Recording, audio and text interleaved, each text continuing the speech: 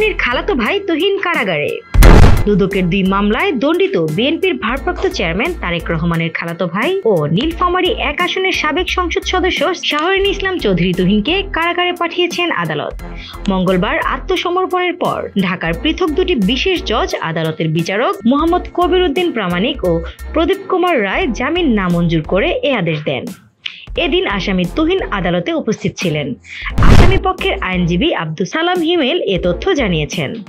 তার আইনজীবী সৈয়দ জৈনুল আবেদিন মেজবাহ তার জামিন চেয়ে আবেদন করেন। এ সময় আইনজীবী শাকিল আহমেদ রিপন সহ অন্যরা উপস্থিত ছিলেন। শুনানি শেষে আদালত তার জামিন নামঞ্জুর করেন।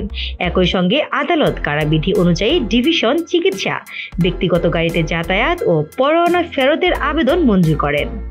আদালত সূত্রে জানা গেছে 2007 সালে কর ফাঁকির অভিযোগ ও অবৈধ সম্পদ অর্জনের অভিযোগে তার বিরুদ্ধে গুলশান থানায় পৃথক 2টি মামলা দায়ের করেন দুদক।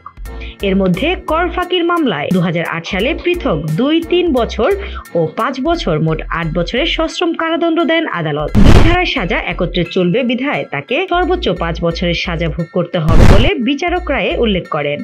এছাড়া অবৈধ সম্পদের মামলায় 2008 সালে তাকে 10 বছরের কারাদণ্ড দেন আদালত। রায় ঘোষণার দীর্ঘ 17 বছর পর তিনি আদালতে আত্মসমর্পণ করে জামিন আবেদন করেন। স্নিগ্ধা আখি, দৈনিক নতুন সময়, ঢাকা।